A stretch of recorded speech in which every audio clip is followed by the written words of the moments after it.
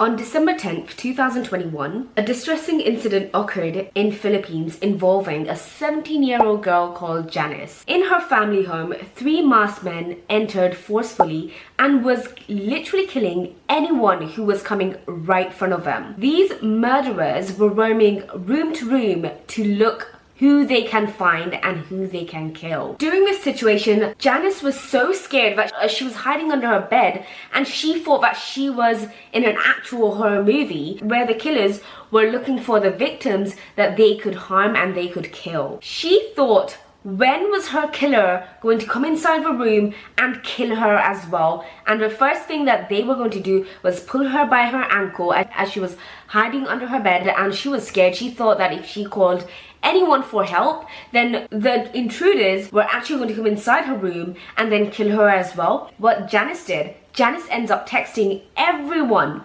No one was getting back to her. No one was getting her text. However, at that time, her parents were at work. While they were in work, they couldn't really read her messages. Anyways, while she was texting her parents, she could literally hear her sibling screaming and begging for help and begging for mercy. So while Janice was literally hearing her brother and sister screaming for help and begging for help, what Janice does, she ends up texting her friends, her mom, her dad.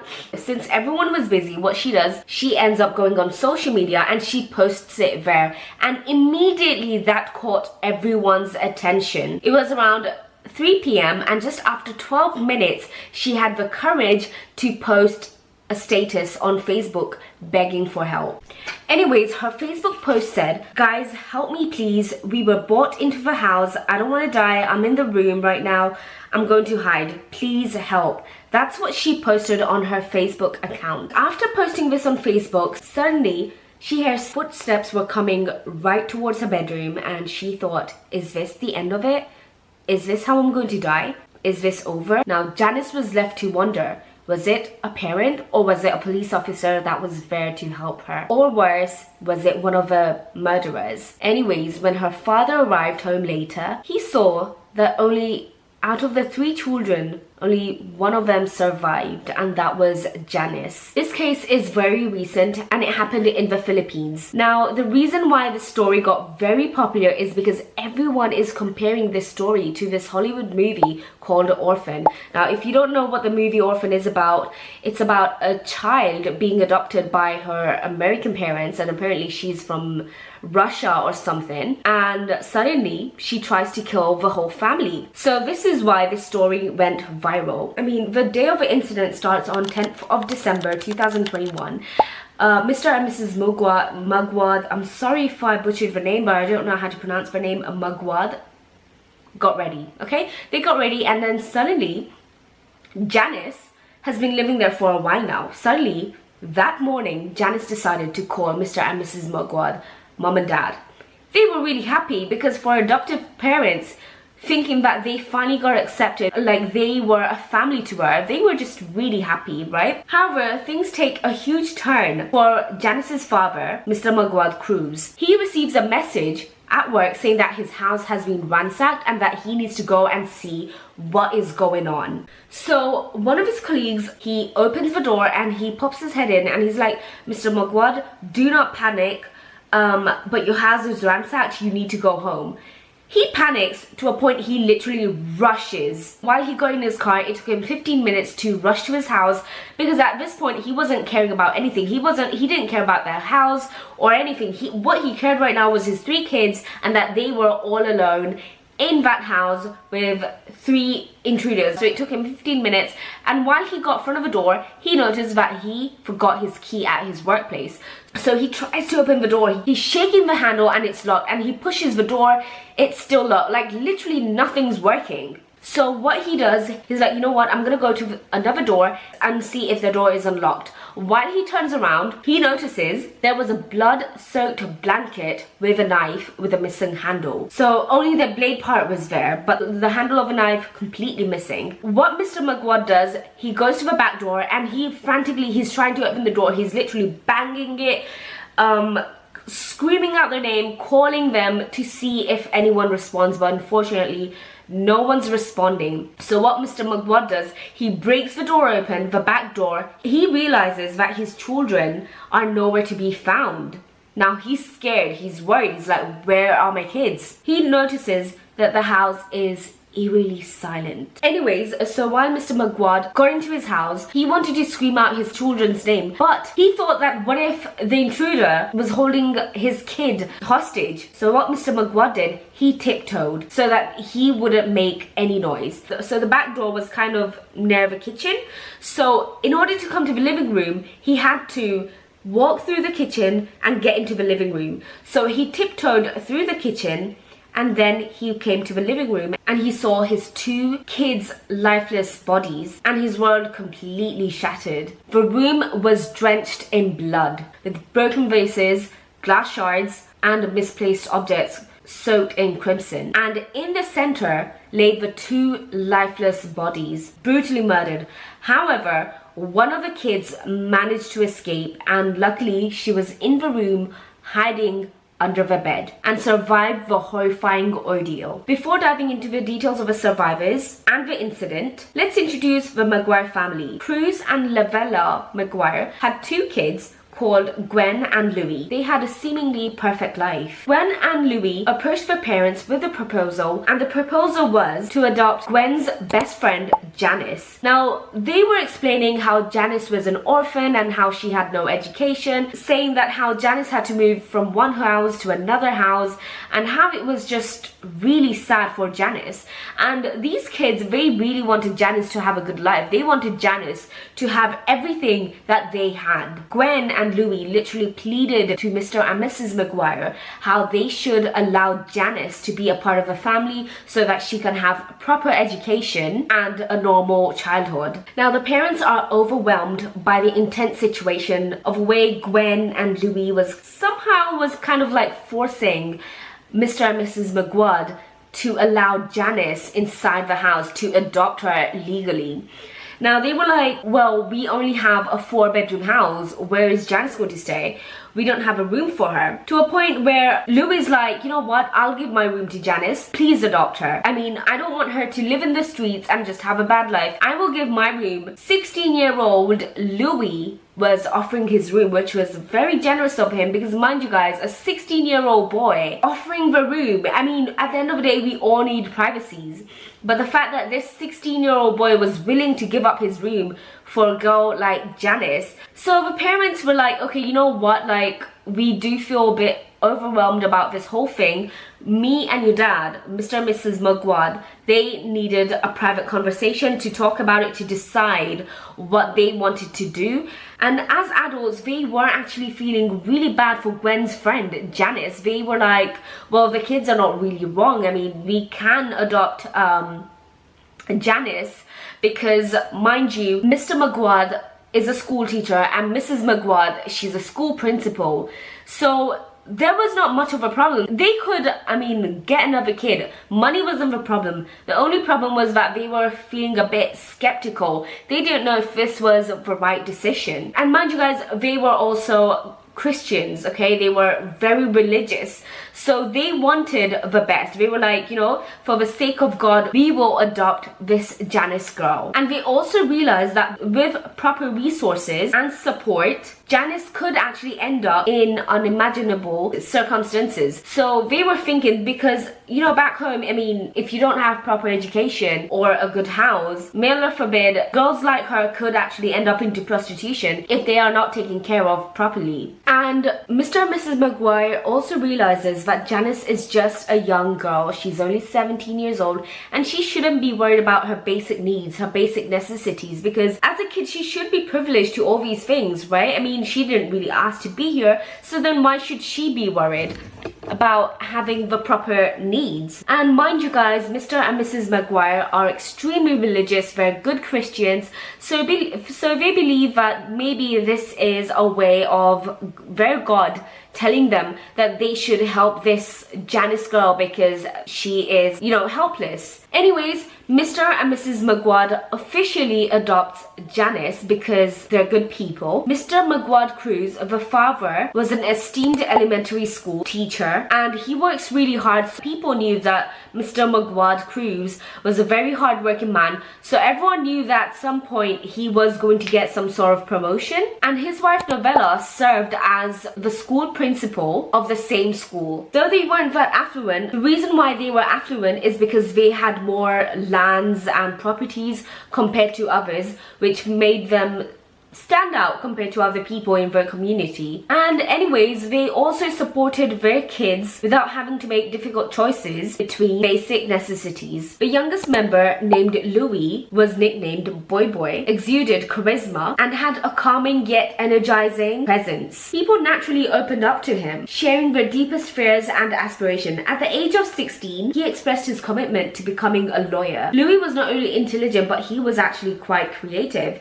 He knew how to play the guitar, he enjoyed reading, writing, drawing. He enjoyed all that stuff. He was very talented at the age of 16. And not just that, he was also a very good student. Gwen, my older sister, was known for her exceptional intellect and studious nature. She excelled in academics and even completed all level of a Girl Scout program. Her ambition led her to enroll in a prep med school at a local university. Gwen was very approachable and she would go out of her way to make other people feel comfortable and relaxed, staying by their side at social gatherings and forming strong connections. She was like the sort of a person that was really nice, someone you could open up to. Say that you are an introvert and you don't really know how to have fun at parties, and so you're the sort of a person that will stand in a corner and just watch other people have fun, because unfortunately that's me. If I see people having fun, I would stand in a corner and I would watch them have fun. But Gwen, on the other side, when she would see people like that just standing at a corner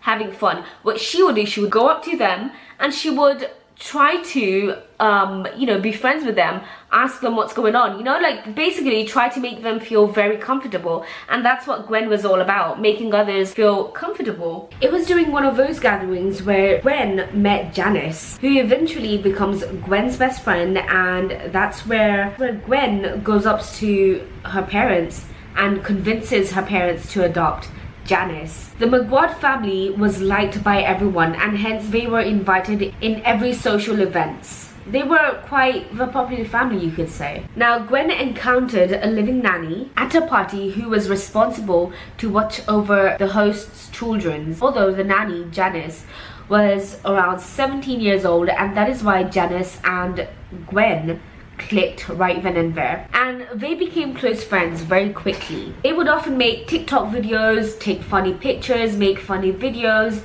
And one thing about Gwen is that she loved making TikTok videos. Like, she was actually quite active on TikTok. She would always make TikTok videos, and even you can see her brother in one of them videos basically just having fun. Like, it wasn't anything serious, but she enjoyed making TikTok. She loved it. Gwen eventually mustered the courage and asked Janice why she was working as a nanny, because she didn't seem like she was poor. She didn't seem like she was, you know, I mean, she seemed quite well off, if that makes sense. She didn't look like that typical nanny. So that's when Janice ends up telling Gwen that her parents has abandoned her and that she didn't have any parents, which was quite heartbreaking to Gwen. And she shared her story where she was all alone in a ship when she was 8 years old, and Gwen was just like, you know, she was touched by the story. She was upset while she was hearing Janice's story. Although Janice strongly believes that her mom and dad has abandoned her. Her dad was a drunkard who would literally drink and then come home and beat the family up. Now, it is unclear in this part whether her parents lost her unintentionally or was it on purpose, but Janice strongly believes that she was abandoned by her parents and that they didn't even bother to come look for her, which is actually quite sad. Now, Janice found herself in a very difficult situation, and thank goodness that a stranger came forward and helped her and didn't take advantage of her situation. And not just that, the stranger also posted pictures of Janice asking if anyone lost her, because I mean, the stranger really did try to help Janice, you know, to get in touch with her parents, but the stranger couldn't get anything. And then Janice ended up being in a care for the Philippine Department of Social Welfare and Development, which is DWSD. She moved to one house to another until she was offered as a live-in nanny for a family, and they also offered that they would pay her, obviously, as she's working. Although she dislikes the job, but she is really grateful that she has got this job. And she also sees how fortunate some of the kids are to have a loving family. Now, Janice also told Gwen how she always wanted a loving family, how she feels like she hasn't really been a child her whole life because she was kind of forced to grow up, which is actually quite true and sad at the same time. She was actually forced to grow up at a very young age as she didn't have her mom around. And even till now, she wishes that she could be a typical teenager instead of, like, you know, focusing on her hardships like an adult. Like, she wants to be a teenager, she wants to have fun, but yeah, she couldn't really do all that because obviously she was forced to grow up. Gwen becomes so emotional to a point she is moved to tears. Gwen then realizes how privileged she is and how lucky she is to have such a loving family, and she knew then that she shouldn't be taking her family for granted because yeah, she knew at that time, and she even told Janice how grateful she is for her family. Despite having a comfortable lifestyle, Gwen and Boy Boy were not always allowed to have everything that they want. Like, they would actually, I mean, the parents would try not to spoil their kids too much, but they would, like, you know, balance it. They would keep it 50-50. Each family member had their own set of responsibilities, say including studying and attending church. Gwen and Louis, they had to respect their parents. There was no way out. They had to respect their parents, and that was the #1 rule in the family. Gwen's duty was to sweep the house, and Boy Boy's duty was to clean the dishes. Like, they each of the family members, they all had their own set of rules, but especially where the parents really focused on was respecting the parents. That was out of the question. Like, if they were not respectful, it wasn't okay. Like, they had to respect their parents. Like I said, they also had their own set of chores. Like, they were responsible for doing something. They weren't the type of kids that were spoiled, if that makes sense. When Janice moved in and was formally adopted, the family treated her as one of their own. See, when they adopted Janice, she was enrolled in school immediately, and they tried to make her feel home, like, as much as they could. Like, they always tried to make her feel comfortable. Anyways, fast forward to 2019, COVID started. Mr. Mugwad's father was in hospital because of COVID, and Mr. Mugwad always had some money saving. Like, he would save around £200 to £300, and so he was looking for that money because he wanted to help his father by giving that money. So what they did, they were actually going around just, you know, looking for the money, but none of them was even saying, I think Janice stole it. Like, no one even thought that Janice stole it. They think that Mr. Mugwad probably misplaced the money. So they were all looking for it for 1 hour 30 minutes. They were looking for the money here and there, and they still couldn't find it. And then what Boy Boy did, he was actually going through his room because he thought that maybe his father came inside his room and put the money in his room. So what he did, obviously, and if you guys know, Boy Boy has already given his room to Janice, and that's where Janice lives. So Boy Boy went inside his room to look for the money, and then suddenly his mom comes in as well, and then she also looks for the money. Like, they weren't even checking her bag or anything. They moved the bag to another place, and suddenly the way they kind of threw the bag looking for the money made a sound in the bag. Janice was right there. She was embarrassed. She didn't say anything. She was just standing there, her head's down, and they didn't say anything. She didn't even say sorry right then and there. Now, one thing about Janice is that she would be adopted, yeah, but then she would be dropped back again. So this family knew that Janice has been adopted and dropped back at the adoption center several times, right? So what they thought, they didn't even like scream at her or say anything. They understood exactly where Janice was coming from. So basically, the reason why Janice actually stole the money is because she thought, what if the Magwad family returns her back to the adoption center, and then she'll be left with nothing. So that's why she stole the money, so that she could, like, you know, survive out there. And the family knew, like the Magwad family knew. They were crying, they were upset, and she was like, I'm so sorry, I thought you guys were going to send me back. I was just scared, I'm so sorry. And she was crying, and the Magwad family, they were just holding on to her and crying as well. They were like, oh, I'm so sorry you felt that way, like this is so sad. And they were all crying. And the way she put her money was by, you see the down part of a bag, yes? So basically she kind of unstitched the down part of the school bag. She kept the money there, and then she sewed it back on. So basically, even if you do look through her bag, you wouldn't find it, but you would find it under the bag, if that makes sense. Anyways, the family grew stronger, and they started trusting Janice, and they completely understood where Janice was coming from. But then again, they told Janice that, Janice, if you want to make this right, then you need to start trusting us.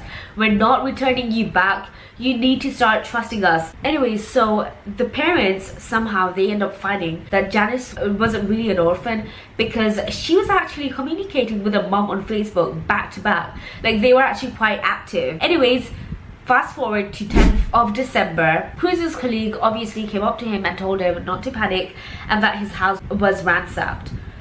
But I don't know how he even knew this. I think he saw Janice's Facebook post or something.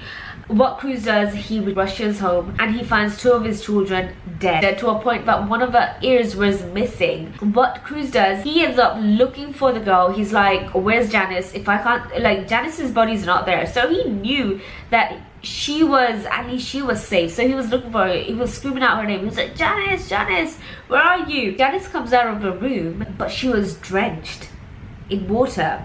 It seemed like as if she had just showered. So he was like, are you okay, are you okay? He was like literally looking over her. He was like, are you okay, are you okay? She was like, yeah, I'm fine, but yeah, I'm okay. And then he was like, what happened? And then Janice went on to explain that 3 grown men forcefully entered the house while she was in her bedroom, and she locked the door and she was hiding. She also said that she took a bath because she had to calm herself. She was really stressed. She didn't know what to do, so that's why she took a bath to relax in this situation. Now what Janice does is she ends up taking a bath. Now taking a bath in this situation seems odd and vulnerable. It feels like the last thing someone would do in this situation is not bath, but because it's such an insecure environment, there's a killer roaming around, and the fact that instead of hiding or something, she decides to shower. Probably the victim is shocked to a point she couldn't really think of anything, so she thought that the best thing to do is to shower so that she could stop thinking about the screaming, the horror, and everything that she has been through. I don't know, it just seems odd, like someone in that situation. I mean, who knows if the killer is still in the house, and the first thing she does instead of running away from the house is take a shower is just odd and doesn't sit right with me. Anyways, the husband informs the wife that the kids have passed away. He did not cry in front of Janice because he wanted to be strong for Janice. Mrs. Magwad, when she came to the crime scene, she just couldn't hold it anymore. She is known as one of the strongest women, and she knew what had to be done in situations. She was a strong woman. But when it came to this situation, she could not hold it anymore. She broke down, she cried, she was like, I can't do this anymore. She was crying. Mr. Magwad, when he saw his wife crying to a point, he couldn't hold it anymore as well. So he was comforting his wife because he has never seen his wife crying like this and breaking down like this to a point he could not hold it anymore, because he was actually trying to stay strong for Janice, right? He ends up crying as well. 3 of them were just holding each other and they were crying. Meanwhile, the police was inside, and obviously their house was covered with police tapes, so the police were inside gathering the evidence of what should be done. So they found baseball bat, hammer, a few kitchen knives, including the one near the front door. So basically they took everything, even the shattered glass, because they were like, this could be an evidence too, this could be someone's fingerprints, like they could find some sort of fingerprints on the shattered glass. So that's why they literally took everything in, including the pots, because the kitchen was scattered, everything was just really bad. And Gwen has been stabbed brutally. She has been stabbed all over her face. Now, when a person is actually attacking another person's face, it means that this is something very personal. There's a level of cruelty and hatred for this Gwen. I mean, who would do this to her? Who would hate her to a point that they literally went for her face? That kind of action usually comes from a place of jealousy. The stabs weren't only on her face, like, yes, mostly it was on her face, but there was some stab wounds on her chest and on her abdomen. Not just that, Gwen had also stab wounds across her arms. Like, she really did try to fight. No, and one of her ears were missing, and her hair was completely matted with the dry blood, and Louis's body was just as bad. The police counted 51 stab wounds on his body, but the children's body were so badly injured. I mean, the police, they couldn't even give their body back. They had to sue their body so that the family could actually hold a funeral, a proper funeral. The police also took Janice's statement, and from what the police heard was that there was 3 men that broke in, and they basically thought that these men broke in because of the good valuables that they have in the house. But turns out nothing was stolen. Valuable goods were left behind, like TV, phone, laptops, and all that stuff, even a gold bracelet. Everything was left behind. The robbers didn't steal anything, so this theory was dropped. Now, the public was going crazy. They wanted to answer. They were like, what is going on? Children are being attacked. Why isn't anyone doing anything? So the public were not happy with it. The publics were demanding an answer, especially when children are being harmed. The public doesn't just sit quietly. They want answers. They want justice. They want to see what they can do, right? So now what the police did, they sent out flyers. Whoever can get any kind of tip will be rewarded £5,000, I think. Yeah, £5,000, just for some sort of link or anything that could help the case.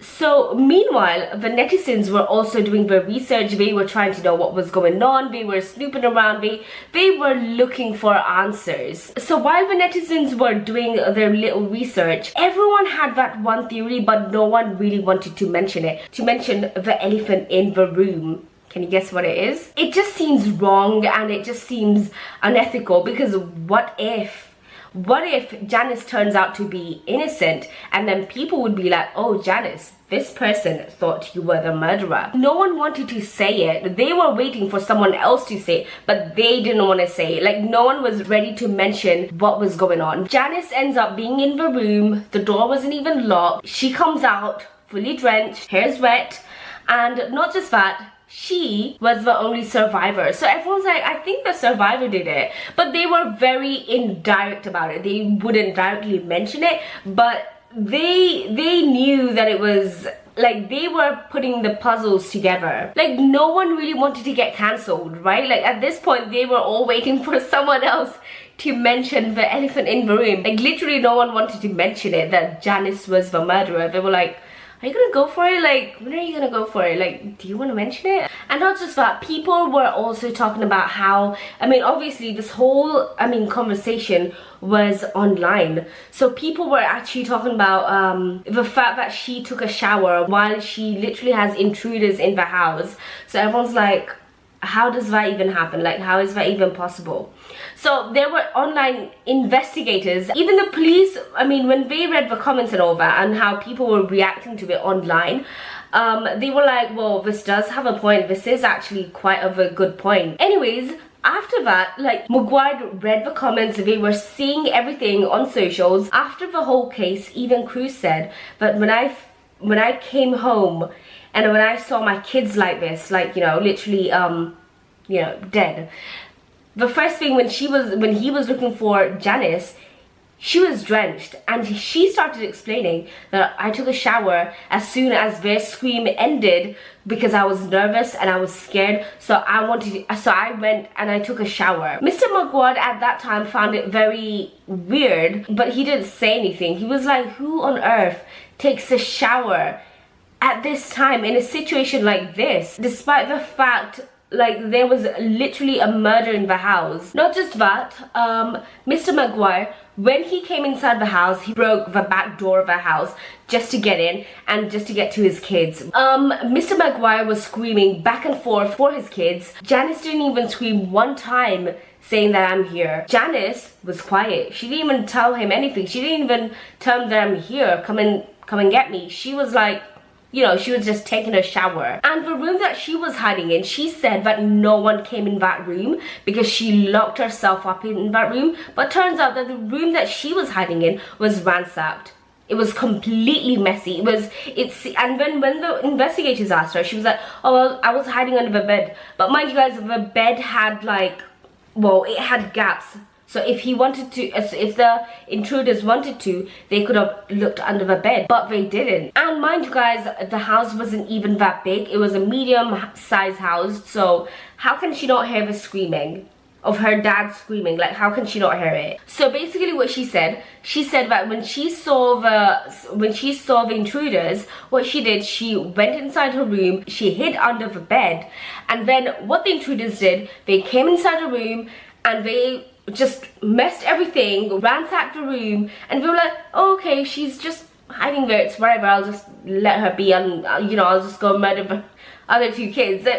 I'm sure she's not gonna tell anyone. I mean, what's the big deal, right? She did mention that the room was locked. So if it was locked, how did these intruders come inside the room, mess the room, ransack the room, and not take a single thing and then just let her live, just let her be? How does that happen? So meanwhile, the police were like, okay, so if it was ransacked and if your room was locked, how come it's ransacked? How come there's drops of blood? And then they're like, oh yeah, because the intruders, they did come inside my room and they did come with a weapon. When they couldn't find me, they left. But it didn't really make any sense. Even the police and even the parents were confused at this point. They were like, what is going on? Janice sent the message at 2:48 p.m. Janice has messaged the whole family and posted stuff on Facebook. Janice has posted her message on Facebook at 3 p.m. He has also messaged her family on WhatsApp at 2:48 p.m. After the autopsy, the police discovered that the murder was done